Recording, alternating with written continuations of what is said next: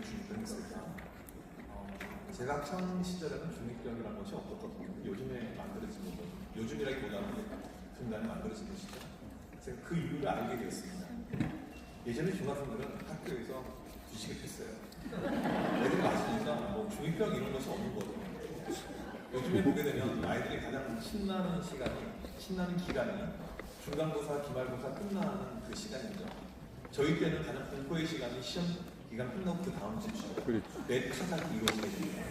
1점에 한 대씩. 그래서 가끔은 그 시절이 그립기도 하고 이 시대에 정말 그 드라마 제목처럼 참 교육이 다시 필요하지 않을까 그런 생각이 문득 들게 됐습니다. 저는 제가 여러분들처럼 현장에서 교직 생활한 것도 아니고 제가 이제 했던 것은 학교에 들어가서 채플 이렇게 설교하고 인도하는 것들, 그다음 아이들 학교에서 만났던 사역들, 이런 사역이 이제 주를 이루고 있습니다.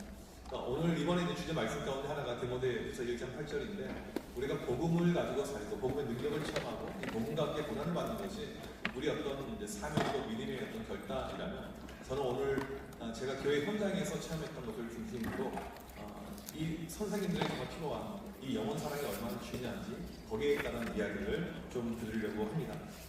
제가 저희 교회에서 교사들, 선생님들 불러놓고 이렇게 집회를 할 때 늘 드는 질문이 있어요. 선생님은 어떻게 교사가 되셨습니까? 이제 우리 초중고 이렇게 교사로 계신 분들은 일찌감치 교사가 상당히 선망의 직업이고 하니까 어렸을 때부터 어떤 교사에 대한 로망을 가지고 교사 가운데 하신 분들도 계실 것이고 또 우연히 여러 가지 계기로 교사를 하신 분도 계실 것입니다. 저희 집안은 좀 이 교사 쪽이 상당히 많아요. 저희 큰아버지도 교장으로 전임하셨고 우리 저희 외삼촌도 교장으로 전임을 하셨고 하는데 두 분의 교사의 결이 너무너무 다릅니다. 저희 집안의 식구니까 제가 비교해도 그렇게 욕을 할 사람은 없을 것 같은데 저희 큰아버지는 이제 당대 최고의 수재여가지고 사범학교 출신의 교사로서 상당히 이제 유명한 있는 교사 선생님으로 돌아가셨고 저희 외삼촌 같은 경우에는 학벌이 고졸입니다. 근데 교사로서 이렇게 교장까지 했던 상당히 특이한 케이스이죠. 그래서 두 분이 만나면 대화가 통하지 않았던 것을 항상 저는 기억을 다양해요. 여러 가지. 저는 이것을 하나님의 부르심이라고 하는데 이 부르심의 모습을 보면 다양하잖아요. 제가 교회에서는 선생님께 질문해요. 선생님 어떻게 교사가 되셨습니까? 혹시 집회에 참석했는데 하나님께서 직통 계시를 허락하여서 너는 교사가 돼야 된다.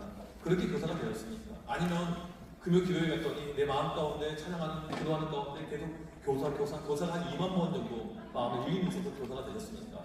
아니면 어쩌다 하니까 대부분이 세 번째였어요. 교회에서 이 교사를 할 때 보게 되면 학교 교사는 좀 다르죠. 학교 교사가 되려면 최소 대학을 졸업하셔야 되잖아요. 교대나 사대를 나와야 됩니다. 여러분들 학교로 졸업할 때 졸업장을 받잖아요. 그 학위가 무엇입니까? 배칠러 오브 아트라는 BA라는 학위를 받아야 됩니다. 교회에서 교사도 마찬가지예요. 모습은 다르지만 여전히 BA 학위가 동행인들에게 필요합니다. 그것을 뭐라고 할까요? Born Again이라고 이렇게 이야기하죠. 그렇게 볼 때 우리 기독교사는 처음 하셨어요? 다 아실 줄 알고 학교 교사든 교회 교사든 이 Born Again 이게 동일한 이 기독교사의 어떤 정체성이라고 저는 그렇게 생각을 하게 됩니다. 그러면 우리가 학교에서 여러분들이 이 영향력 있는 교사로서 아마 좀 살고 싶으실 것 같아요. 이 영향력이 무엇입니까?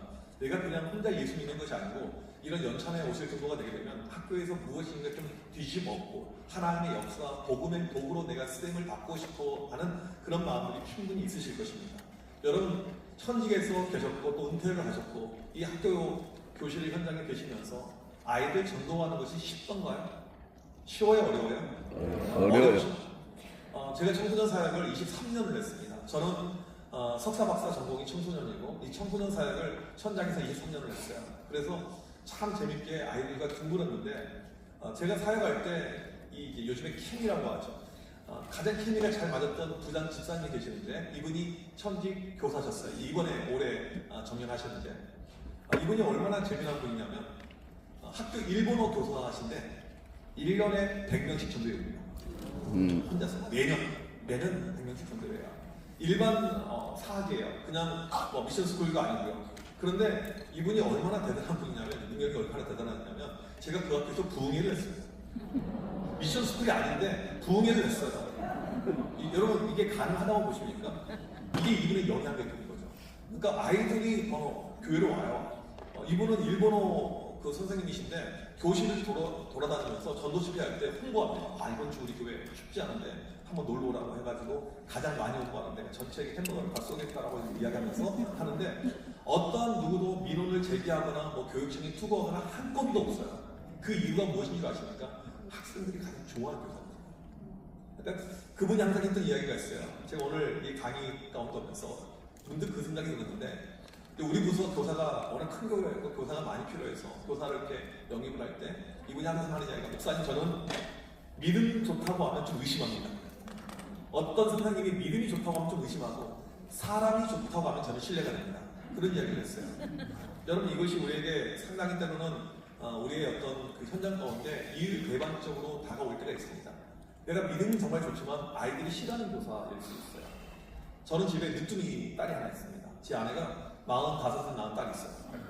얘가 요즘 초등학교를 다니고 있는데 이제 방과후 이렇게 선택을 하잖아요. 제가 이제 서울 그 중구에 있는데 중구는 돈이 남아 도는 이 교육 이 청에 그래서 모든 게 다 공짜입니다. 뭐 교보제부터 해서 모든 것이 다 공짜예요. 제가 용산과 그다음 마포와 중구 3개 구가 저희 그 가운데 딱 끼어 있는데 그래서 이렇게 공교롭게도 여러 개의 구를 거쳐봤어요. 근데 중구만큼 좋은 구가 없어요. 다 공짜예요. 돈을 조금도 내는 것이 없습니다. 얼마나 행복한지 몰라요. 근데 우리 딸이 뭐라고 이야기하냐면 어제 들은 이야기인데 방과후 하는데 절대 바둑은 하면 안 된다. 야 바둑이 얼마나 좋은데 머리에 두뇌 행정도 되고 얼마나 좋은데 근데 있잖아 그 선생님 이상해. 그 선생님 이상해. 애들에게 전교 선생님이 이미 소문이 퍼져가지고 바둑은 망했어요. 여러분이 아무리 믿음이 좋아도 아이들에게 선한 영향력을 행사하려면 좋은 교사, 이 좋다라는 것은 하나님 편에서 좋은 것보다 아이들 편에서 좋은 것도 좀 다를 것 아닙니까? 그래서 아이들 편에서 내가 정말 좋은 교사로 바로 서 있는가 저는 이것이 상당히 중요하다고 생각합니다. 아까 그 일본어 선생님 같은 경우에는 아이들하고 너무너무 잘하는 부분이 있어요. 아이들이 좋아하는 부분이 있습니다.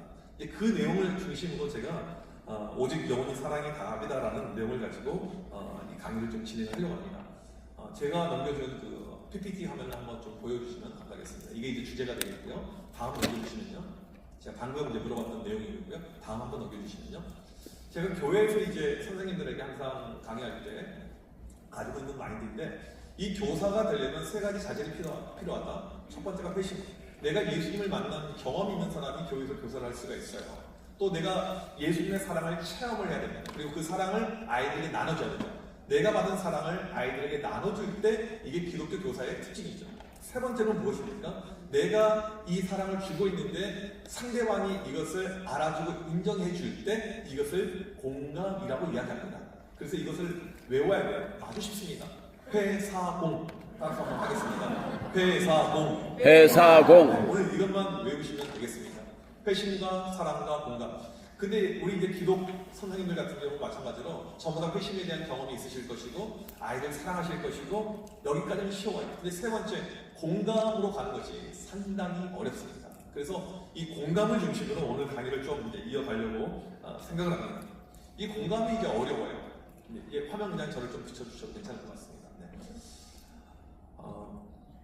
교회에서 보게 되면 아까 제가 서두에 말씀드렸듯이 이 중학생들이 상당히 좀 핸들링하기가 어렵습니다. 어려워요. 요즘에 또 뭐 촉법 이슈 이런 것 때문에 그냥 하고 요즘에 또 학폭 학폭이 아니고 갑자기 생각이 안 나네요. 애들 이렇게 아동 학대 이런 것이 있어서 애들이 신고하려고 하는 그런 모습이 많잖아요. 그러니까 이 아이들을 어떻게 다루기가 상당히 어렵습니다. 쉽지가 않아요. 제가 얼마 전에 부산에 있는 어느 교회 집회를 갔는데 상당히 저는 애들이 마음대로 지들 멋대로 살아가는 것을 용인하는 목사는 아니에요. 그러니까 법의 테두리 안에서 상당히 공권력을 행사했던 그런 목사입니다. 애들이 설교를 하러 갔는데 이런 자식들이 찬양하는데 한 20명 정도가 물 마시고 있는 거예요. 야, 이 교회는 무슨 이런 표현 쓰면 너무너무 죄송합니다. 이런 무슨 쓰레기가 다 있어. 너무 화가 난 거예요. 딱 올라오자마자 애들이 화내면 안 되잖아요. 물 마시고 싶은 사람 화장실 가고 싶은 사람 했더니 애들이 다 가겠대요. 갔다 오라고 했어요. 한 10분 후에 다 들어오더라고요. 뒤에 문 잠그세요. 물통 없애세요. 그러니까 이런 어떤 뭐라고 할까요? 좀 이런 시스템적인 이런 부분이 많이 필요한데 요즘의 아이들은요 전혀 훈련이 없습니다. 그러니까 그냥 자기가 하고 싶은 대로 편한 대로 그냥 살아가요. 그것이 일상이죠. 또 한 가지 문제가 무엇입니까? 아이들이 집에 없으니까 아이들 한 명 한 명이 너무나도 귀하고 소중한 존재가 되었고 다른 말로 하게 되면 아이들이 우상이 되어버렸습니다. 그러니까 이 시대의 가장 큰 우상은 자녀이죠. 그러니까 이 한국 교육이 어려운 것이 무엇입니까? 부모들 때문에 힘들잖아요. 부모들 민원 제기하고 이것이 힘들잖아요. 저희 교회도 마찬가지인데 부모 이슈가 터지게 되면요, 이거 정말 해결하기 힘들어요. 가운데 담임 목사가 이것을 막 중재해도 잘 안 되고 왜 그러냐면 자녀들이 우상이 되어버린 이 시대를 우리가 지금 살고 있기 때문에 그렇다라는 것입니다. 근데 그런 가운데 이 중학생들 참 어려운데 교회에서 이 중학생 교사를 구하는 것도 어려워요. 안 하려고 하죠. 누가 중등부 교사를 하겠습니까? 그러니까 중등부가 약간 3D 업종이 되어가지고 그냥 이제 착하신 분들이 가서 계세요. 착하신 분들처럼. 중학교 2학년 담임이 필요했습니다. 어떻게 구할까 하다가 이제 이야기를 들었어요. 어떤 권사님이 계시는데 교회에서 기도를 가장 많이 하더라. 여러분 기도를 많이 한다. 이게 가지고 있는 의미 중에 하나가 무엇이냐면요. 제가 이제까지 목회 현장에서 봤던 그림은 기도를 많이 하시거든요. 성격이 세요. 기도가 없는 분들은 조금 차분하고 얌전하고 기도가 많은 분들은 매일 기도하고 철회하고 정말 성격이 보통 불같은 성격이 아니에요. 이건 딱 중학생한테 맞다 생각이 들었어요. 또 이분의 삶의 커리어 중에 하나가 이미 아들 3명을 키운 엄마예요. 예전에 어떤 목사님이 설교 시간에 이런 이야기 하시더라고요. 아들 3명을 키운 엄마는 지옥에 가지 않는다. 이미 이 땅에서 지옥을 맛보았기 때문에. 애들 3명을 키웠죠. 제가 그 애들 3명 알거든요. 애들이 조폭처럼 생긴 애들이에요. 이걸 엄마가 때려잡으면서 키웠으니까 이 중학교 2학년 담임으로 적격이죠. 중학교 2학년 남자반을 맡겼습니다. 첫째 주가 되었어요. 여러분 중학생들이 예배를 제대로 드립니까? 애들 진짜 엉망이잖아요. 예배 태도 자체가 안 드리죠. 이 권사님은 어떤 분이라고요? 세신 분이에요. 이건 견딜 수가 없어요. 하나님께 예배할 때 영과 진리로 예배를 해야 되는데 이런 자식들 그걸 이렇게 하는 거죠. 꼭 참았습니다. 그 다음 주가 되었어요. 이제는 못 참아요. 그래서 아이들을 훈육을 합니다. 예배 시간. 자기 아이들 키웠던 방식 그대로 등짝 스매싱을 합니다. 그립죠? 교회 매가 좀 필요해요. 사랑의 매. 그랬더니 이 아이들, 반 아이들 8명 가운데 5명이 그 다음 주부터 안 보이는 거예요. 저희 교회는 그 당시 제가 담당했던 저희 부서가 재적이 850명이었어요. 주일 출석이 550명의 출석이었습니다. 애들이 상당히 많은데 선생님하고 안 맞는 경우가 발생해요. 저는 어떤 마음이었냐면 아이들이 선생님하고 혹시 틀어져가지고 이것 때문에 교회에 안 나오면 안 된다라는 생각이 들어서 아이들에게 그린라이트를 줬어요. 몰래 반을 옮겨 탈 수 있는. 그러니까 애들이 많으니까 누가 누군지도 모르고 어떤 반에 있는지도 몰라요. 알고 봤더니 이 5명의 아이들이 다른 반으로 다 갈아타라. 나중에 이 선생님 알고는 상당히 이제 분노했던 그 장면이 기억이 납니다. 물론 교사는 그 얘기만 하고 그만두셨습니다. 이 권사님이 좋으신 분이에요. 훌륭하시고요. 그런데 어떤 문제가 있었을까요? 내가 회심도 있고 사랑도 있는데 공감이 부족한 거죠. 공감. 여러분 교회에서는요, 이 아이들이 교회에 나오지 않으면 연락을 합니다. 문자를 합니다. 그래도 나오지 않으면 이 아이 집까지 찾아가는 경우가 발생하죠. 제가 아는 집사님이 자기 반 여학생이 교회에 안 나오니까 집 앞에서 기다렸어요. 그리고 아이가 학원 끝나는 그 시간에 집 앞에서 만났습니다. 만나자마자 이 아이가 뭐라고 이야기했냐면 선생님 저 다시는 교회 안 갈 거예요. 선생님 저 이제 교회 안 가요. 왜냐고요? 선생님이 우리 집 찾아왔기 때문에 안 가요. 이게 아이들이에요. 그러니까 이분도 열심을 내어서 했지만 무엇이 안 되니까 공감이 없었어요. 이 아이가 무엇을 원하는지, 이 아이의 생각과 이 아이의 뜻을 헤아리는 것, 이해하는 것. 제가 아이들 데리고 비전 트립을 예전에 많이 다녔습니다. 그래서 뭐 홍콩, 대만, 뭐 싱가포르 이렇게 갔고 지금 저희 교회 작지만 대안학교가 있는데 애들 데리고는 뭐 호주, 뭐 미국, 뭐 다양한 나라로 이렇게 애들 데리고 많이 가는데 제가 물어봐요. 제가 청소년 사회 갈 때 애들 데리고 디저트 트립을 가잖아요. 해외를 가잖아요. 애들이 너무너무 좋아하고 많은 아이들이 참여를 했는데 제가 물어봐요. 니네 학교 수학여행하고 이 여행의 차이가 무엇인 것 같아? 물어보고. 그러면 여러 가지 차이를 이야기하는데 저희가 통제나 규율이 없는 건 아니에요. 있어요. 근데 그 안에서 상당히 많은 이제 자율이 있는데 결론은 무엇이냐면 자기들이 원하는 대로 이끌어주는 이 공감이었습니다. 공감이 있으니까 우리 부서가 부흥할 수밖에 없고 복음을 증거할 때 영향력이 나타날 수밖에 없고 아이들이 모일 수밖에 없는 그런 그림이었던 것이죠. 이 공감이라는 것은 교회에 있든 학교에 있든 기독교사로 살아갈 때 아주 중요한 저는 키워드가 되는 단어라고 생각을 하게 됩니다. 가끔 제자들 가운데 연락을 해오는 경우가 있어요. 어젯밤에도 연락을 해온 이런 제자들이 있는데 예전에 어떤 이제 아이가 연락을 해왔습니다. 고3에 제가 중1 때 만나고 6년 만에 이 아이가 연락을 해온 거예요. 목사님 좀 만나시죠? 여기서 이제 만나게 되었습니다. 오랜만에 만났어요. 이제 이 두 녀석인데 고3인데 저는 이런 말 하게 되면 조금 여러분들 약간 어편이 있지만 중학교 1학년 때 아이들 모습을 보게 되면요 대략 인생의 견적이 나옵니다. 아마 이제 여러분들 아실 거예요. 중학교 1학년 때 공부 못한 애가 고3 때 공부 잘한 아이가 있던가요? 있긴 하죠. 가끔. 그 100명에 한 명. 일반적으로는 그러지 않습니다. 거의.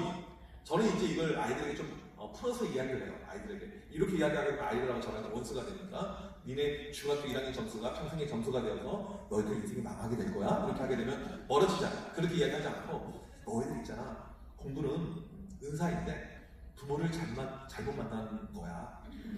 니네 엄마 아빠 점수가 니네 점수가 될 거야. 이렇게 이야기하게 되면 애들이 이제 저를 원망하기보다는 엄마 아빠를 원망하게 됩니다.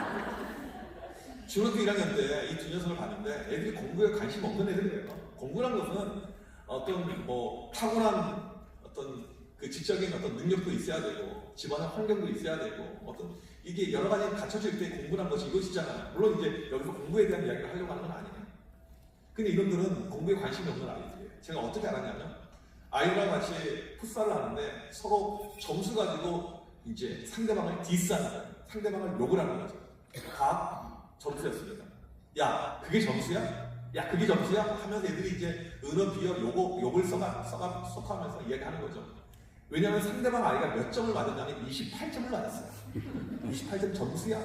야, 진짜 가서 죽어라 막 그런 거죠.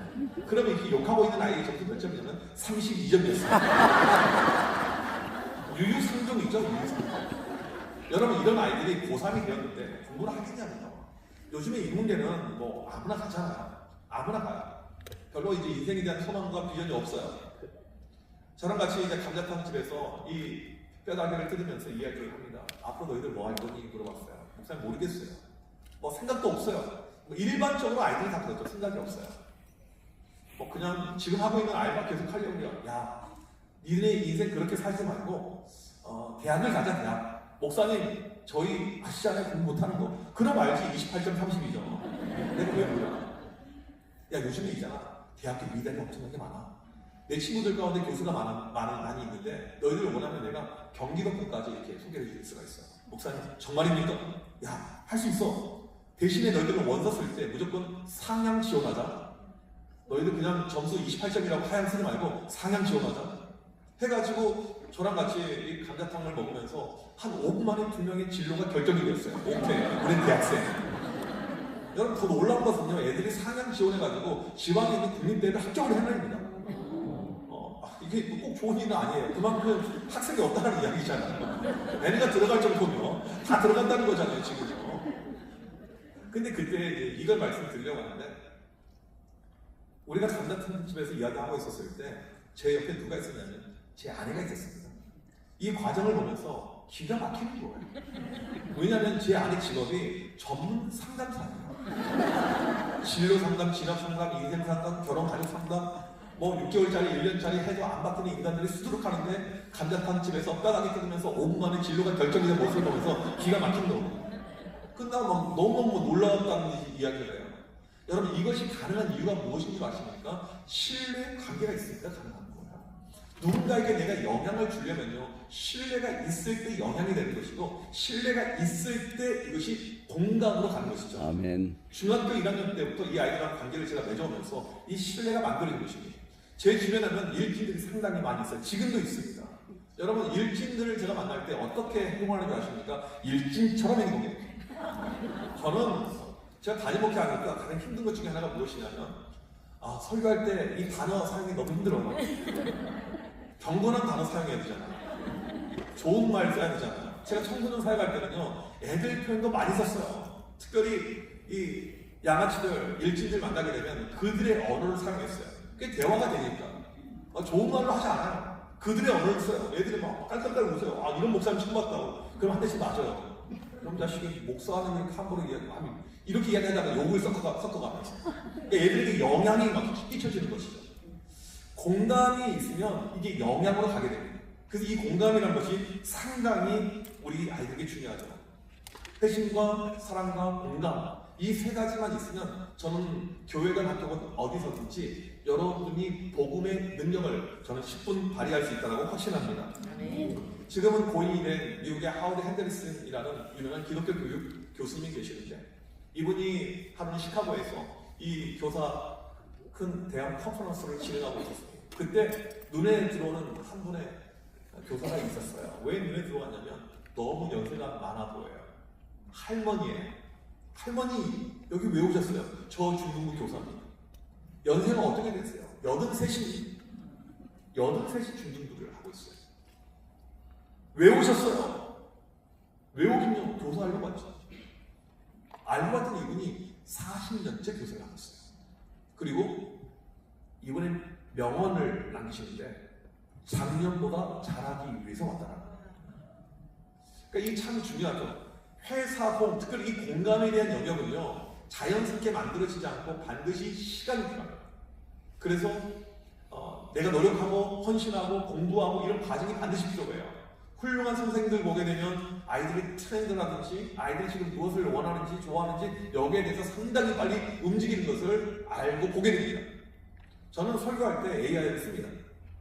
설교할 때 막 나가요. 그러면 우리 젊은 집사님들이 목사님 트렌드 있으신 목사님이세요?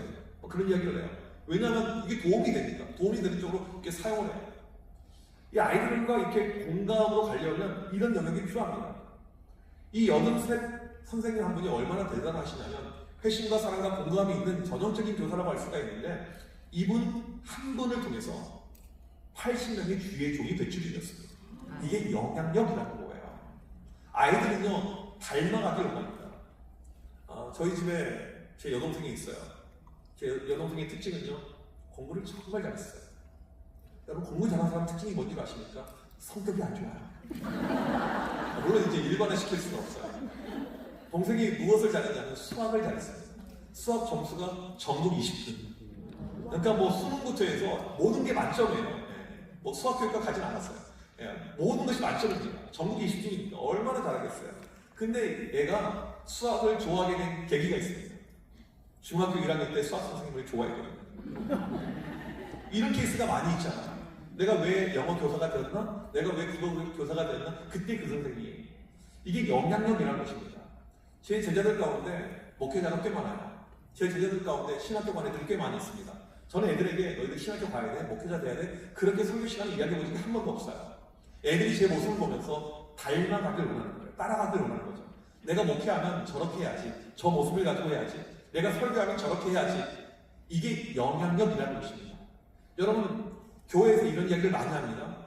좋은 교사, 훌륭한 교사는 잘 가르치는 사람이 아니고 본인 존재 자체가 좋은 교사여야 된다, 이라고 이야기를 해요.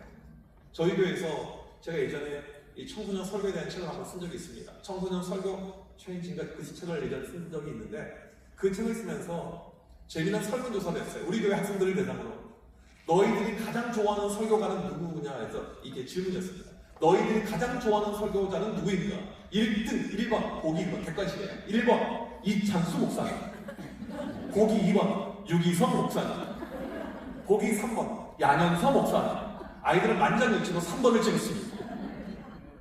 이상하죠? 왜 그럴까요? 내가 좋아하는 사람이거든요. 이게 상당히 이 공감에서 중요한 부분입니다. 내가 좋아하는 선생님, 내가 좋아하는 분, 신뢰관계, 이게 공감의 어떤 모습이라는 것입니다. 시간이 걸릴 수가 있어요. 그냥 하루아침에 잘 만들어지지 않습니다.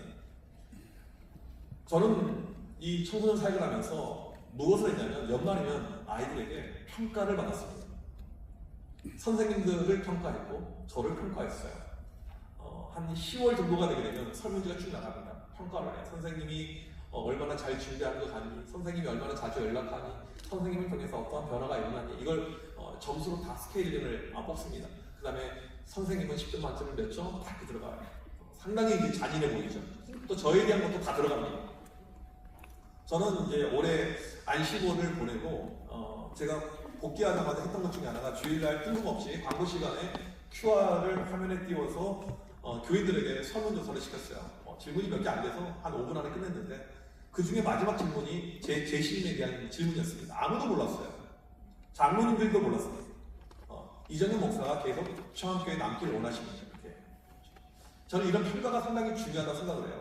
물론 이것을 재미라고 장난으로 치는 분들도 있긴 하겠지만, 네, 물론 저희 교회에서는 참 약간 저희 교회가 약간 공산당 누님인데 네, 만장일치로 이렇게 그냥 목회를 하고 있습니다. 열심히 목회를 하고 있습니다. 이 아이들에게 항상 설문조사를 해요. 근데 이게 잘못하면 선생님들의 상처가 되거든요. 그러니까 두 가지를 잘 유지를 해야 돼요. 선생님들의 객관화가 필요하죠. 내가 얼마나 괜찮은 교사인지. 저는 이런 검증의 과정은 반드시 필요하다고 생각합니다. 왜냐하면 사람이 착각에 빠져요. 가장 크게 착각에 빠질 수 있는 직종은요, 목회자입니다. 내가 목회 잘하는 걸로 생각하고 내가 설교 엄청나게 잘하는 걸 생각하는데 누구한테 검증을 받아본 적도 없어요. 그래서 이런 것이 필요하죠. 이런 툴이요. 매번 이렇게 하게 되면 등수가 쭉 나와요. 선생님들 한 번도 이것을 공개한 적이 없습니다. 공개할 필요도 없어요. 제 혼자만 알고 있어요. 선생님들 자기 데이터만 자기에게 나눠줍니다. 매번 1등을 하시는 선생님이 계셨어요. 근데 이분이 가장 연세가 많은 남자 집사님이었어요.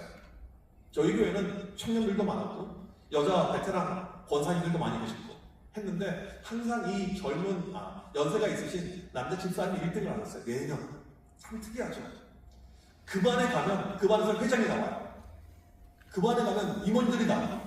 그래서 너무 이 반에 좀 좋은 애들이 편중된 것 같아서 좀 찌질한 애들 보내자. 그러면 찌질한 회장이 나와요.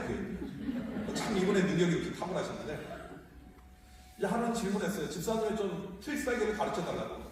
어떻게 아이들에게 이렇게 영향력을 끼치고 아이들이 그렇게 선생님을 좋아하냐고 질문했더니 상당히 겸손하신 분이에요. 그냥 하는 거 없다라고 이야기하시는데 그분의 특기 중에 하나가 무엇이냐면 매일 새벽 예배를 나가는데 새벽 예배를 나갈 때 노트를 들고 나가더라고요. 기도 노트예요. 자기 반 아이들이 15명 정도 있는데 한 장에 한 아이의 이름만 적혀져 있습니다. 첫째 주에 아이에게 기도 제목을 물어봐요. 너 기도 제목이 무엇이니? 그럼 써줘요. 애들이 공부, 학업, 아니면 살 빼는 거 이 정도잖아요. 그리고 이 아이를 놓고 기도하다 보면 기도 제목이 만들어지는 거죠. 교회에서 그 아이의 모습을 보게 되면 기도 제목이 또 만들어지는 거죠. 연말이 되면 한 아이당 한 페이지의 기도 제목이 나옵니다. 이게 이분의 어떤 큰 특징 중에 하나였어요. 저는 여러분들이 현직의 기도 교사로 계시면 학교에서 여러분 아이들 한 명 한 명 그런 기도 제목이 다 있으면 좋을 것 같아요. 제가 군대에 있을 때 했던 것 중에 하나가 무엇이냐면 밤마다 초소를 돌면서 커피를 나누었습니다. 초소를 돌면서 새벽마다 그걸 했어요. 근데 하루는 어떤 생각이 들었냐면 내가 그냥 커피를 나눠주기보다는 이들에게 무엇인가 선한 영향력을 행사하면 좋겠다 이런 마음이 들더라고요. 그래서 무엇을 해줬냐면 기도를 해줬어요. 제가 물어봤습니다. 혹시 종교가 뭔지는 모르겠지만 제가 잠깐 기도해도 될까요? 누구도 이 기도에 대해서 반대하는 사람이 없더라고요. 아멘. 그러니까 애들에게 먼저 물어보면 제가 볼 때 민원의 여지는 없을 것 같아요. 선생님이 너를 위해서 기도해도 괜찮을까? 이렇게 물어보면 되죠. 얘가 오케이 했으면 되는 거잖아요. 기도는 일반적으로 잘 되라고 하지 망하라고 하지 않으니까 싫어할 사람이 누가 있겠습니까? 우리 반 아이들 한 명 한 명을 기도 노트에서 내가 만약에 은퇴할 때 이렇게 25년 교사를 하셨다 그러면 25번의 이런 기도 노트가 나온다면 그것만큼 아름다운 보물이 어디 있을까? 저는 그런 생각을 해보게 됩니다. 이분이 아무튼 그렇게 교사를 하셨어요. 또 한 가지 고3 담임을 맡겼었을 때 이분이 하는 것 중에 하나가 한 달에 한 번씩 자기 반 아이들과 함께 회식을 했어요. 주일날 점심 식사를 하러 나갔습니다. 집사님 고3들이 따라 나갑니까? 라고 질문하니까 목사님 저 신경 안 써요. 자기 반 8명 중에 3명 따라 나갑니다. 그럼 집사님 아이들하고 식사 뭐 하세요? 네, 된장찌개 먹어요. 청국장 먹어요. 아니 집사님 너무 하시는 거 아니에요? 너무 자기 중심적으로 그런 메뉴 너무하지 않습니까? 목사님 애들이 생각보다 한식 좋아해요. 애들이 밥을 안 먹어요 요즘에요. 놀라운 것은 무엇이냐면 처음에 3월 달에 한 8명 중에 3명이 따라 나갔는데 정확하게 9월이 되잖아요. 8명 다 따라 나온다는 거예요. 고3들이에요. 고3들이 1학기 기말고사 끝나면 자기 운명을 알게 됩니다. 이번 생은 글러먹었구나. 내 내신으로는 대학 갈 수가 없구나. 수능을 준비하기도 힘들구나. 밥이나 먹으러 가자. 애들이 그래서 이 모임에 대한 어떤 감정적인 바뀌어지는 거예요. 우선순위가 바뀌어지는 거죠. 전에는 가족 모임도 있고 학원도 있고 이런 것이 있는데 이 모임이 더 좋으니까 아이들이 여기로 오는 것이죠. 이게 무엇입니까? 영향력이라는 것입니다. 영향력이에요. 제가 학교에서 아이들을 많이 만났어요. 학교 끝나고 애들 만나자고 그래요. 그러면 우리나라 아이들이 하는 이야기가 있어요. 바빠요. 시간이 안 돼요. 애들에게 여러분이 현장에 계시니까 아이들 만나기가 너무너무 쉽겠지만 저 같은 목사가 아이들 만나려면 상당히 어려워요. 저희들 바빠요. 시간 안 돼요. 그때 제가 하는 이야기가 있습니다. 5분만. 물러서지 않는 것이 필요하죠. 5분만. 목사님 5분도 안 돼요. 1분만 얘기해요. 1분도 안 돼요. 10초만. 그래서 애들을 만나는 거예요. 만나면 애들이 혼자 나오지 않고 친구들을 같이 데리고 나와요. 교회 안 다니는 친구들이 같이 와요. 그리고 이제 베스킨 라빈스 가서 아이스크림 하나씩 먹잖아요. 5분이 지났는데 학원을 안 가고 있어요. 왜 학원 안 가니? 그럼 애들이 뭐라고 이야기하냐면요. 엄마한테 문자 보냈어요. 목사님이 학원 째라고 이야기했다고요. 저는 그때 처음 알았습니다. 아, 애들이 학원 가는 것을 싫어하는구나. 어쩔 수 없이 다니고 있구나. 이게 무엇이냐면 나에게 득이 되고 나에게 도움이 되고 나에게 무엇인가 좋은 것이 있으면 아이들은 거기로 간다는 것이죠.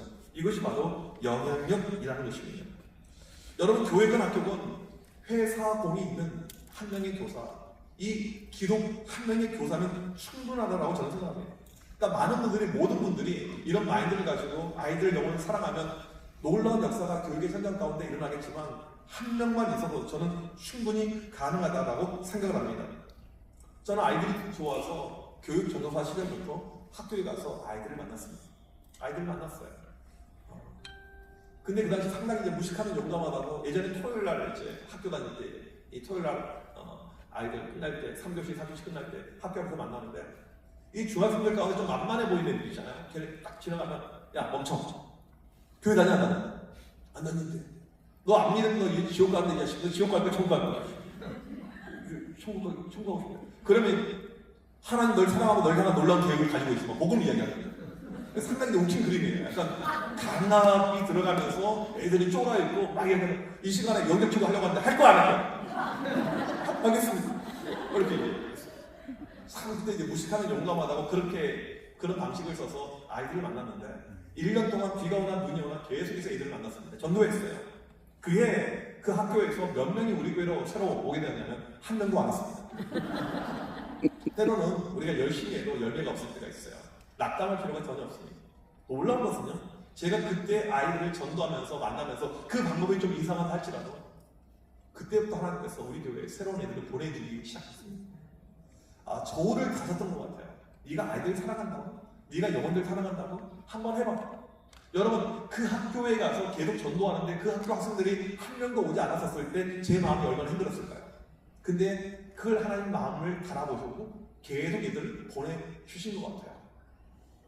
제가 이 청소년 사역을 할 때 제 핵심되는 사역이 무엇이냐면 학교 사역이었습니다. 학교에 가서 아이들을 만나는 거였어요. 여러분 일반 목사가 이 공교육의 현장에 들어가는 것은 상당히 어렵습니다. 힘들어요. 하지만 들어가야만 했습니다. 아이들이 있는 장소를 가지 않으면 아이들에게 영향력을 행사할 수가 없어요. 전도도 안 되고 아무것도 되지 않습니다. 그래서 보니까 이미 좀 뚫려있는 이 네트워킹이 형성이 된 학교들이 있었습니다. 그 학교를 중심으로 점심마다 학교를 들어가게 되었어요. 여러분 믿기 힘들겠지만 제가 있을 때 저희 도시 모든 학교를 다 들어갔습니다. 여러분 제가 이걸 예전에 한 10년 전에 강의를 하고 다니면요 항상 하는 질문이 있어요. 목사님 어떻게 들어가셨어요? 어떻게 들어가셨어요? 사람들은 방법을 찾으려고 하는데 방법이 중요한 것이 아니고요. 왜가 중요해요. 왜가요? 늘 항상 노하우, 이것만 빼내려고 하잖아. 이것이 중요한 것이 아니고 왜가 중요한 거예요. 저는 아이들 영혼들을 만나려고 하는 간절한 마음이 있으니까 하나님이 열어주시는 거예요. 제가 3월 달에 스케줄을 잡고 들어가기 전에 2월 달 한 달 동안 작정해서 갑니다. 하나님 길을 열어주어서 문을 열어주어서 그럼 놀라운 일이 발생하게 돼요. 갑자기 교장선이 바뀌었는데 장로님이 됩니다. 교감선이 바뀌었는데 갑자기 부인이 전도사님. 본인은 아니지만 이런 식으로. 그래서 이 학교를 계속 들어가게 됩니다. 그리고 참 이제 많은 그런 일들이 이렇게 있었어요. 여러분 제가 학교 이 사역을 하면서 재미난 일이 무엇인지 아십니까? 학교를 못 들어가게 하는 장본인이 믿는 교감선이었어요. 정말 불쾌했습니다. 정말 화가 많이 났어요. 한 번은 저희가 계속 들어갔던 이 학교이고 여러분 학교에 들어가게 되면 어려움이 무엇입니까? 민원이잖아요. 민원. 학교에서 이렇게 기독교 모임을 했는데 혹시라도 이 아이가 민원을 제기하거나 그 엄마가 민원을 제기했었을 때 학교장 입장에서는 상당히 이제 어렵잖아요. 근데 제가 있었던 동네는 기독교인들도 많았기 때문에 기독교인들의 민원들도 있었어요. 왜 못하게 하냐? 학교에 전화해가지고. 그런데 이 교장선들 입장에서는 난감한 거예요. 양쪽의 민원이 같이 이게 존재하니까. 또 한 가지 재미난 것은요. 학교 앞에서 전도를 하면요. 민원들이 많이 막 제기가 됩니다. 그러니까 그냥 학교 앞에 있는 보안관만 못 오게 하는 것이 아니고 학교에서 교회에서 열심히 전도하는 이 교회들 특정 교회가 있는데 그 교회가 전도할 때마다 민원이 학교로 들어가요. 나중에 알고 봤더니 신천지가 전화를 하는 거예요. 이단들이 그렇게 방법을 사용합니다. 다양한 이런 어떤 모습들이 제가 여러 가지 정말 별의별 상황들을 많이 경험했어요. 왜냐하면 이것이 제 사역에서 주가 되는 사역이기 때문에 1년에 학교에 가서 애들 만나요. 애들도 전도합니다. 여러 가지 이제 모습을 가지고 진행이 되는데 1년에 우리 교회에 새롭게 등록된 애들이 300명이었습니다. 새롭게 등록된 300명의 아이들 가운데 어떤 분이 저희 교회 케이스 몇 개 해가지고 논문을 썼는데 75%의 우리 교회 새로운 아이들은 학교에서 만났던 아이들이었어요. 그냥 교회로 오지 않아요. 무엇인가 만날 때 애들이 아는 거죠. 보통 애들이 목사하게 되면 가지고 있는 편견이 있습니다. 목사, 설교, 지루하다, 재미없다, 따분하다 이런 거잖아요. 또 목사하게 되면 죄송하지만 대머리다, 뚱뚱하다 이런 거잖아요. 저는 제가 지금은 조금 살이 찐 편이지만 30대 이럴 때는요 좀 날라다녔어요. 괜찮았습니다. 이렇게 애들이 영향이 이렇게 끼쳐지는 거죠. 니네 목사는 좀 일반 목사님이 아닌 것 같다. 애들이 막 오는 거죠. 왜냐하면 요즘에 이제 얼마 전에 그 인스타에 보게 되면 그 기도해 드리겠습니다라는 목사님이 있어요. 요즘에 약간 문제가 발생했는데 그래서 뭐 모든 것을 주식이 올라가도록 기도해 드리겠습니다. 그리고 하는 분이 있습니다. 이렇게. 그러면 안 믿는 애들도 막 그 인스타에 댓글이 엄청나게 많아요. 조회수가 10만, 20만입니다. 그런데 실은 그거 원조가 누구냐면 저예요, 저. 제가 그 당시 SNS가 없어서 그렇지 시험 기간에 학교에 가잖아요. 그러면 이렇게 기도합니다. 하나님, 우리 아이들 지금 시험 가운데 힘들어하는데 찍은 것도 맞게 하여 주옵시고 답안지를 밀렸어도 옳게 하여 주옵시고. 여러분 그런 일이 일어나면 좋잖아요. 물론 실력대로 하나님께서 역사하시겠지만 그러면 애들이 막 기도하다가 막 웃다가 애들이 막 울다가 그래요. 그리고 주일날 나중에 보면 애들이 교회 와 있어요. 이런 것이 제가 볼 때 저는 지혜라고 생각합니다. 지혜요. 근데 이 학교에서 아이를 만나는 것이 결코 쉽지는 않습니다. 여러 가지 어려운 상황이 있어요. 혹시 여기에 우리 음악 선생님이시거나 음악 하셨던 분 계십니까? 음악 선생님들? 네. 보면 학교에 가게 되면 음악 선생님들 가운데 믿는 분들이 많이 계세요. 그래서 음악실을 이용해서 제가 이들을 많이 만났죠. 저희 교회에 음악 선생님이 두 분이 계셨습니다. 한 분은 이제 갓 교사 임용이 돼서 이제 음악 선생님인데 참 믿음이 좋으셨어요. 제가 그분에게 물어봤어요. 선생님 제가 선생님 학교로 들어가려고 하는데 음악실 좀 사용이 가능합니까? 라고 물어봤더니 목사님 그렇게 하세요. 들어가는 입구에서 어떻게 이야기합니까? 음악 선생님 만나러 왔습니다 하고 들어가는 거죠. 그리고 들어갔어요. 그리고 우리 교회 친구들 만납니다. 우리 교회 친구들이 자기들만 오는 것이 아니고 또 친구들을 데려와요. 그러면 제가 짤막하게 스케줄 메시지 전하고 그 다음에 애들에게 간식 나눠주고 이렇게 가는데 제가 그 학교를 갔더니 제가 몰랐던 사실이 있었습니다. 음악쌤이 두 분이었어요. 이분은 새끼였어요. 따로 어미 선생님이 계신 거죠. 딱 보니까 이거 관상을 이야기하면 상당히 너무 비성경적으로 느껴지지만 이게 얼굴이 여신처럼 생겼어요. 이 어미 선생님 같은 경우. 교회를 안 다니는 분이에요. 딱 보니까. 그래서 이걸 해야 되나 말아야 되나. 이분이 옆에 딱 노려보고 있어요. 무엇을 하냐. 내가 모르겠다. 뭐라고 하면 다시는 안 그러면 되겠지. 이런 마음을 가지고 제가 애들에게 항상 주는 메시지가 무엇이었냐면 예수 그리스도는 살아계신 하나님의 아들입니다. 이렇게 접근하지 않았어요. 이 스케치북 보게 되면 그림들이 나옵니다. 그림들. 힘들 때 어려울 때 보면 좋은 그림들이 나와요. 이렇게 너희 힘들지?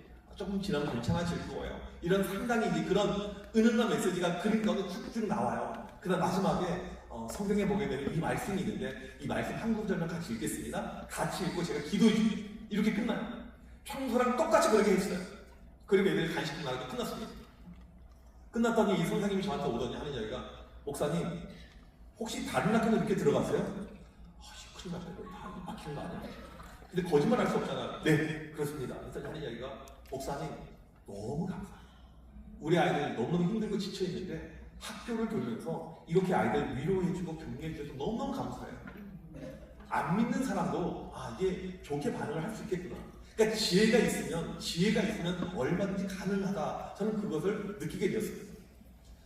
우리 교회 또 다른 예먼 선생님이 계시는데 이분은 믿음이 너무너무 좋아요. 정말 대단한 믿음의 소유자예요. 선생님들 가운데 나중에 중간에 신학해서 목사님 되는 경우 있잖아요. 그분이 딱 이 케이스였어요.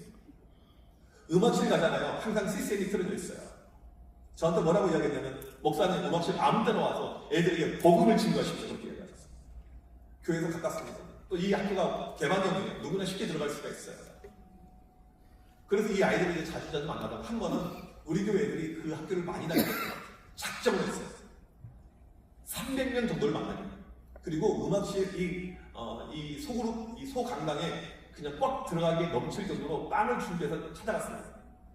갔더니 문이 잠겨 있어요. 그리고 이상한 할배가 앞에 앉아 계시더라고요. 누구세요라고 여쭤봤더니 그분이 저한테 당신 누구냐고 물어보고 뭔가 봤더니 그 학교 교감생이셨어요. 이제 척도가 생긴 거죠. 음악 선생님이 음악을 안 가르치고 애들에게 성경을 가르친다라는 그 소식을 듣게 되었고 이 점심시간에 누가 왔다 갔다 한다는 이야기를 듣고 음악실을 폐쇄를 하는 거겠군요.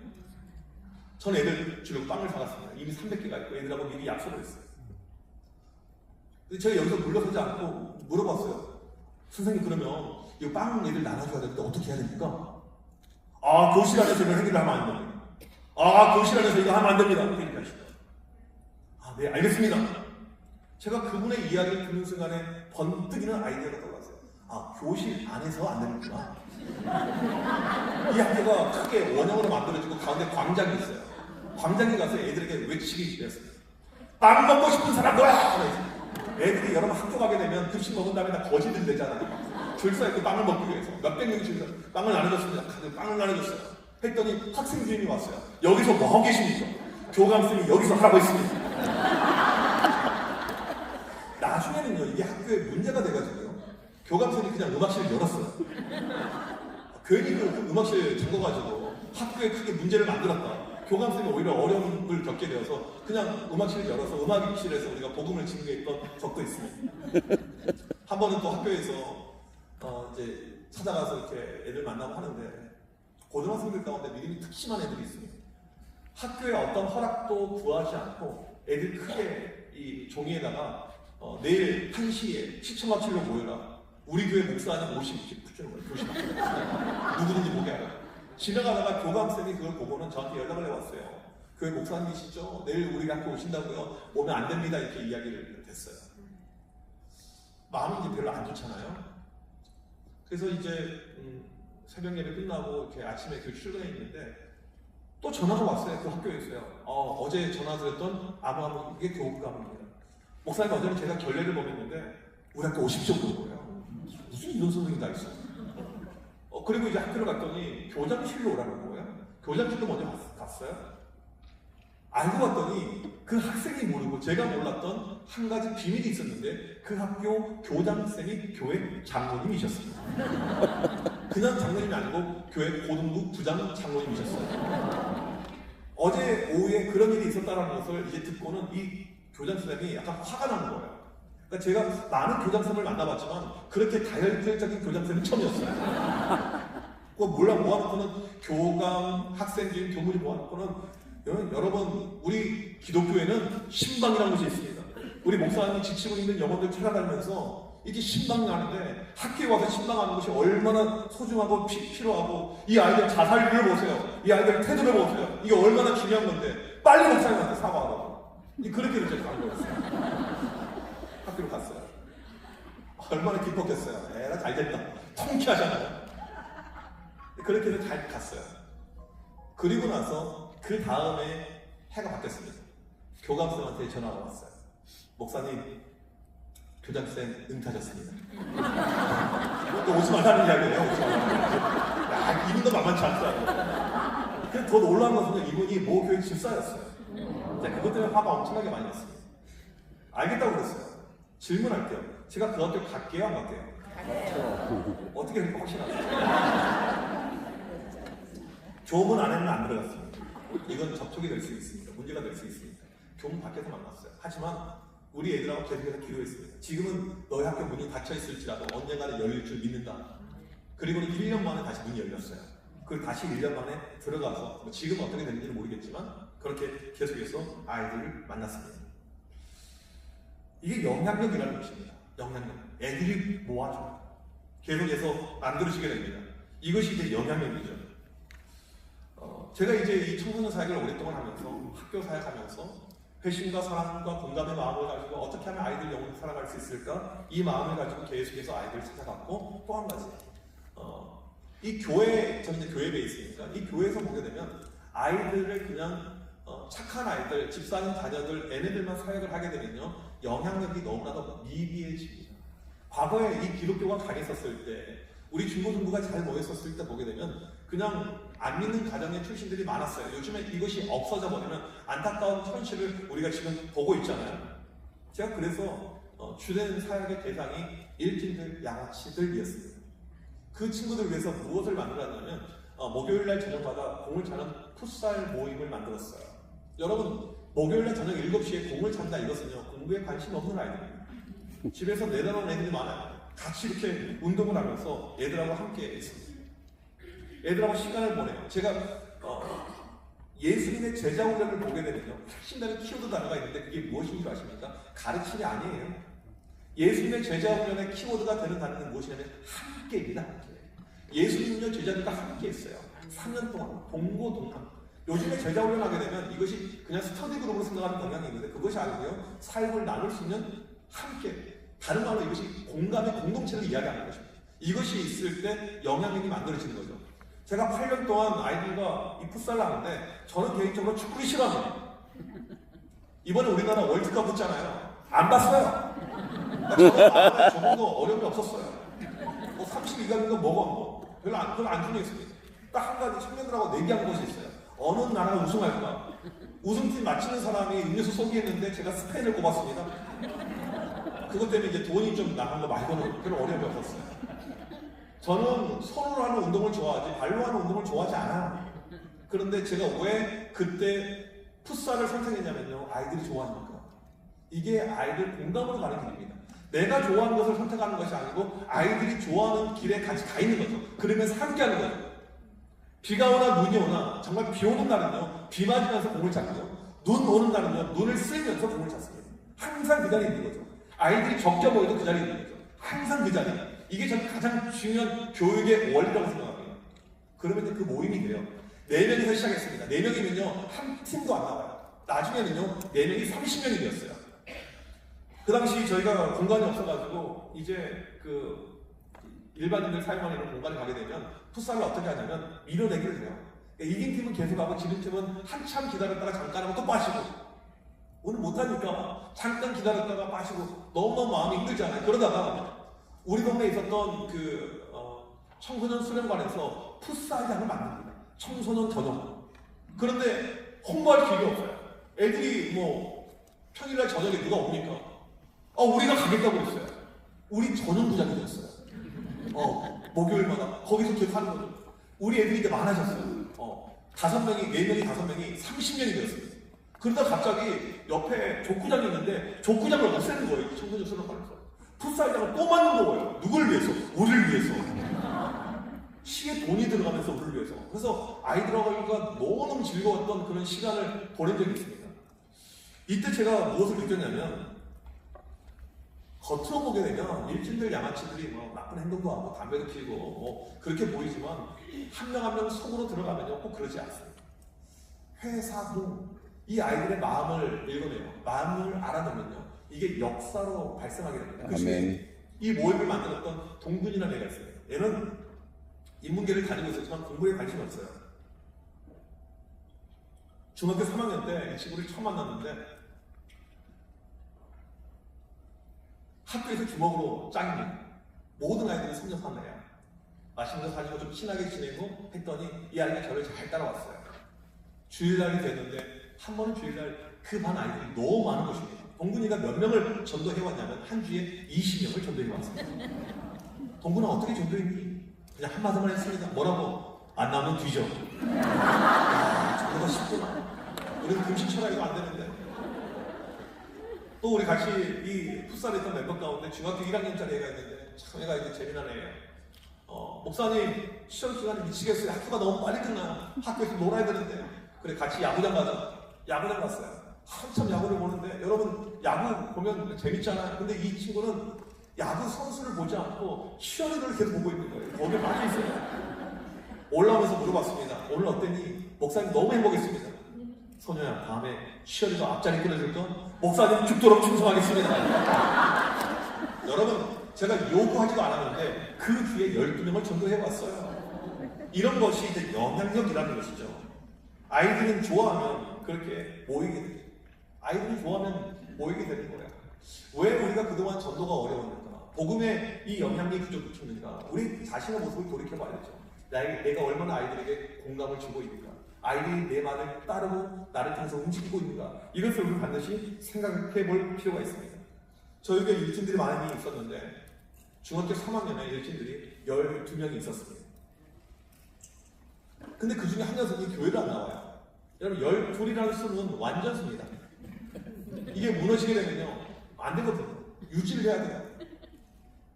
한 명이 교회를 안 나오는데 걔가 이제 가늠리다가 되는 거잖아요. 이 목자의 입장으로 얼마나 이게 안타깝습니까? 야 좋은 말 할 때 교회 와. 좋은 말 할 때 교회 와. 실은 좋은 말 하진 않았어요. 일진들 양아치니까 교회 오라고 이 자식아. 교회 오라고 했더니 이 주일날 아침에 애가 저한테 문자 메시지를 보내게 되었습니다. 다음 화면 좀 보여주시겠습니까? 하면 네, 방송실 계신가요? PPT 제가 너무 PPT를 안 넘겨가지고 네, PPT가 갑자기 사라졌나요? 더 있습니다. 조금만 마지막 이제 얼마 안 남았는데 좀 설명해 주시면 방송실 다시 한번 좀 열어주세요. 네. 계속 그냥 PPT 그냥 들 걸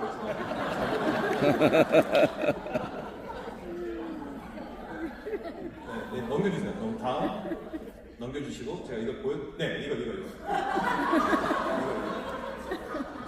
그냥 PPT 그냥 그대로 주세요. 제가 넘겨달라고 하면 넘겨주시고 제 얼굴에 짧게 보여주는 거죠. 네, 학교 선생님들이 이런 욕설을 좋아하다니 상당히 신기합니다. 얘는 저한테 이렇게 욕을 했어요. 이걸 캡처해가지고 바로 SNS에 올렸습니다. 그날 저녁에 이 욕을 제가 언제 먹는 거냐면요. 이 메시지를 언제 받았냐면 설교 시작하기 5분 전에 주일날 받은 거예요. 그날 저녁에 이 일진들이 3개 계파로 나눠져 있는데 다른 쪽 계파들에게 연락이 왔어요. 목사님 오늘 험한 일 당하셨다며요? 저희들 모여서 대책회의 하시죠 그러더라고요. 그리고 제가 이 아이들 모여있는 롯데리아를 갔습니다. 그 롯데리아 1층에 일진밖에 못 들어가는 공간인데 저만 들어갈 수가 있어요. 그리고 물어봤어요. 햄버거 사주면서 어떻게 하면 되는데 목사님 묻어버릴까요? 목사님 죽여버릴까요? 이렇게 이야기하는데 마음이 너무 속이 막 후련한 거예요. 제가 그때 뭐라고 하냐면 내가 애를 묶고 때리면 죽이면 애가 변화될까 달라질까 뭐라고 물어봤어요. 아이들이 아무 말도 못합니다. 왜요? 키는 작은한 아이인데 이 아이는요 교장선 앞에서 담배 물고 있는 아이입니다. 들어올 때 교문에서 담배를 물고 들어가는 아이예요. 어떠한 어른도 컨트롤할 수 없는 그런 아이입니다. 저는 이 넷플릭스 참교육 그 드라마를 다 봤지만 제가 사역 현장에서요 거기 나온 케이스를 다 봤습니다. 제가 그런 아이들이랑 함께 사역을 했어요. 그러니까 걔네들이 어떤 습성인지 어떤 모습인지 누구보다 다 알고 있는 거죠. 여러분 아이들은요 혼내서 달라지지 않습니다. 아이들 때려서 치면 달라지지 않아요. 완력으로 달라지지 않습니다. 참기 힘들어요. 교사에게 중요한 어떤 이 인격적인 덕목이 있다면 저는 인내라고 생각합니다. 인내. 고린도전서에 보게 되면 사랑을 이야기할 때 사랑을 가장 먼저 사도 바울이 이렇게 정의하죠. 사랑은 오래 참고, 사랑은 오래 참고. 회사 공으로 가는 것이 결국 쉬운 일이 아니에요. 인내가 필요합니다. 이 인내가 누구의 교육 방법론이냐면 주님의 교육 방법론이에요. 죽기까지 참으시사. 우리 한 명을 위해서 죽기까지 참으셨던 것이 우리 주님의 모습이잖아요. 우리에게 필요한 것이 무엇입니까? 이 변화가 안 될 것 같은 이 영혼들을 위해서 참는 것. 교육 현장에서 얼마나 답답합니까? 얼마나 힘듭니까? 교회도 마찬가지로 너무너무 힘들어요. 참는 것, 인내하는 것. 저는 이 아이한테 아무 말도 하지 않았습니다. 아무 말도 하지 않았어요. 시간이 흘렀습니다. 아이들이 여름 수련회를 갔어요. 수련회가 끝난 다음에 롤링페이퍼를 쓰는데 그때 저한테 요구를 했던 아이의 롤링페이퍼를 보게 됐습니다. 다음 화면을 보여주시면요. 하나 넘겨주시겠어요? 네. 이렇게 글을 썼어요. 동그라미 하나에 한 명만 글을 써야 되는데 개념이 없으니까 5칸을 찾았습니다. 이게 이 아이들의 특징이에요. 뭐라고 썼냐면 이렇게 썼어요. 지금까지 저는 목사님께 무리한 행동을 많이 했지만 목사님께서 제게 다 좋아질 거야 등등 저에게 좋은 말만 해주셨습니다. 이번 여름 수련회 때 준원이 형한테 이야기를 들었습니다. 제가 저번에 목사님에게 심한 욕을 했을 때 준원이 형이 저를 엄청 많이 혼내려다가 목사님께서 준원이 형에게 준원아 내가 성수를 제자로 키울 것이다 라는 말을 했다고 들었습니다. 목사님 많이 죄송하고 존경스럽습니다. 저도 잘 커서 목사님이 진정한 제자가 되겠습니다.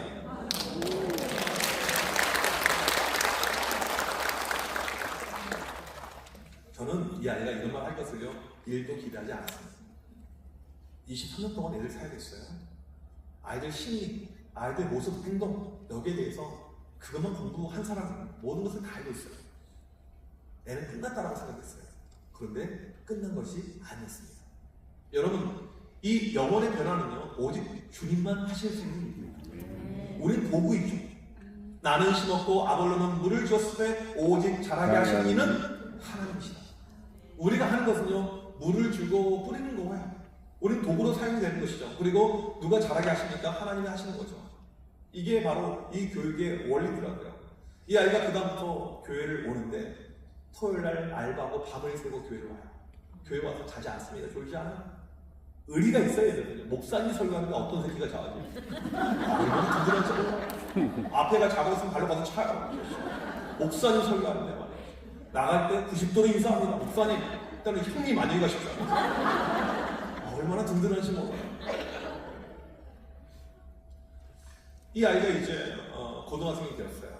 여러분 아이들이 시간이 지나면 달라지는 경우가 꽤 많습니다. 시간이 해결해 주는 경우가 꽤 많아요.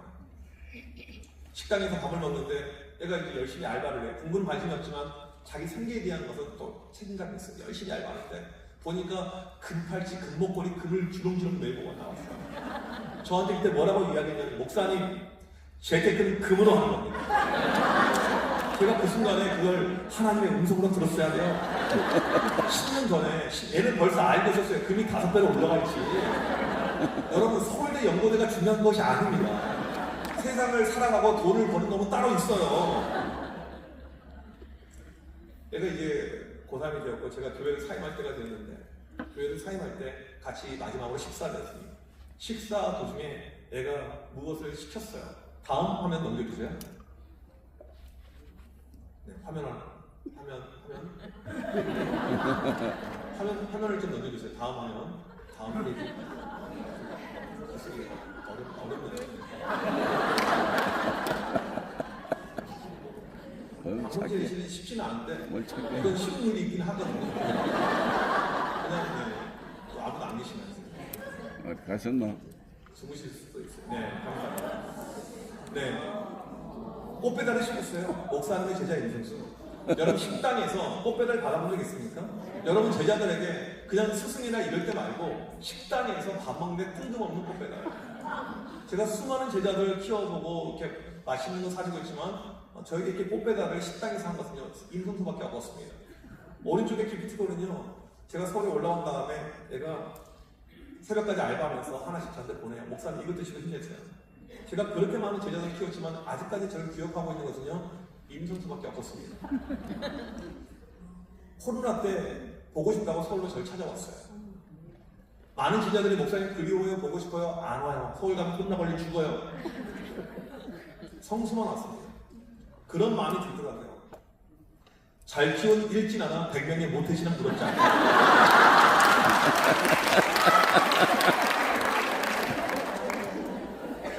우리는 너무 편한 아이들, 좋은 아이들, 착한 아이들, 이런 아이들 대상으로만 교육을 하려고 하는 경향이 있죠. 왜냐하면 편하니까요. 잘 받아주고, 잘 들어주고, 잘 반응해주고, 잘 성장하고. 근데 그런 아이들만 대상으로 하게 되면 열매가 없습니다. 힘든 아이들. 저는 교회 역할을 그렇게 봅니다. 세상이 감당할 수 없는 아이들을 교회에서 감당해줘야 돼요. 아멘. 그러면 우리 집사님 아이들보다는 집사님 아니고 교회 안 다니는 부모의 자녀들이 훨씬 더 교회에서는요 중요한 존재가 될 수가 있습니다. 신의 인성수가 어젯밤에도 저한테 전화를 해왔어요. 얼마 전에 서울에서 한번 만났거든요. 같이 동업했던 친구랑 좀 트러블이 생기는 가운데 둘 다 제 제자거든요. 돈 문제로 인해서 둘이 멀어지는 그런 거 통화하면서 조만간 한번 만나자라고 이야기를 했습니다.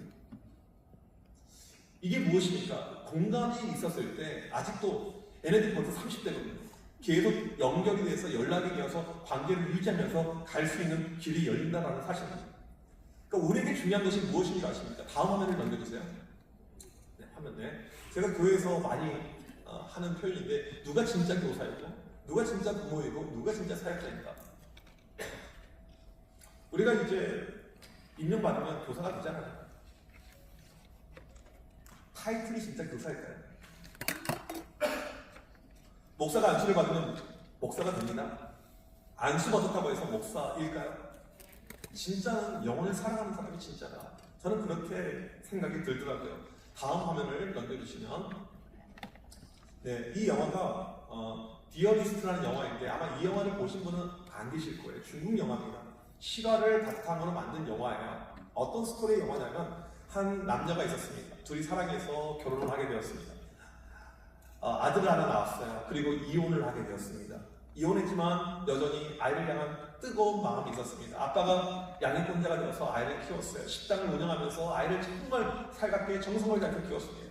엄마는 비록 재혼했지만 일주일에 한 번씩 아들을 찾아와서 아들에게 잘해줬어요.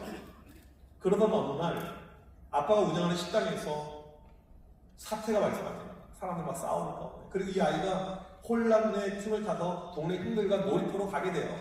놀이터에서 놀고 끝나고 식당으로 와야 되는데 길을 잃어버린 거예요. 그리고 이 아이가 실종 신고가 돼요. 이때 중국에 이 아동 유괴가 상당히 많았던 그런 어떤 타이밍이거든요. 엄마 아빠가 이제 발 벗고 찾는데 애를 못 찾는 거예요. 전단지 돌리고 현상금 돌려도 애를 못 찾는 거예요. 아무리 해도 애를 찾을 수가 없습니다. 시간이 흘러갑니다. 엄마 아빠가 지쳐가요. 인생의 모든 것을 포기합니다. 다 손을 놔요. 1년, 2년, 3년, 4년? 만 3살 때 잃어버렸던 이 아이 한 4년 정도 시간이 흘러갔습니다. 가끔 전화가 오게 되면 현상금을 노리는 전화예요. 실제로는 아예 본 적도 없는데 그러다가 만 4년이 흘러간 그 시점에 전화가 걸려왔는데 이분이 다짜고짜 이렇게 이야기합니다. 당신 아들로 추측되는 애를 보았습니다. 현상금 필요 없습니다. 들어보니까 아주 멀리 떨어진 몇천 킬로 떨어진 시골 마을에서 이 아이를 봤다는 것입니다. 그리고는 이 엄마 아빠가 진짜 아이인지 확인하기 위해서 거기까지 찾아갑니다. 3살 때 보고 7살 때 보는 거예요. 그런데 딱 보니까 내 아들입니다. 그리고 이 동네에 정말 이 좀 허름한 곳에 애들하고 같이 있는데 빨리 여기서 탈출해야겠다 이런 마음을 가지고 체구가 가는 저 아들을 아빠가 안고 뛰기 시작해요. 뛰고 있는데 그때 이 아이를 키웠던 엄마로 추정되는 여자가 오더니 우리 아이를 잡아간다, 유괴해간다 하면서 이제 이 아이를 뺏기지 않으려고 막 쫓아오는 것이죠. 그리고 동네 사람들 전체가 난리가 나가지고 우리 아이를 좀 지켜주세요. 우리 아이를 지금 훔쳐가고 있습니다. 잡아가고 있습니다. 난리가 나는 거예요. 그리고 결국 경찰이 떴습니다. 경찰이 물어봐요. 누구 아들입니까? 우리 아들이에요. 저 사람들이 우리 아들 집 내려가는 것입니다. 당신 아들 맞습니까? 4년 전에 우리 아이가 실종이 되었는데 제보를 받고 왔습니다. 그러면 당신 아들 맞습니까? 맞습니다. 증거가 어디 있습니까? 실은 제가 아이를 못 낳는데 우리 남편이 4년 전에 다른 여자한테 임신해가지고 애를 데려와서 지금 키우고 있습니다.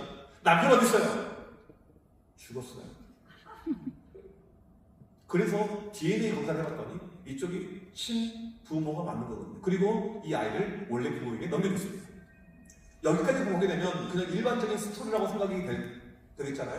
그 다음부터가 중요한데 원래 부모한테 이 아이가 이제 갔어요. 그리고 아빠 집에서 삽니다. 그 시골, 그 천박 곳에 살다가 이 좋은 집에서, 좋은 아파트에서 잘 살아요. 엄마도 만날 때마다 맛있는 거 사주고 선물도 사주고 얼마나 좋게 해주는지 몰라요. 근데 이 아이가 조금도 행복해하지 않아요.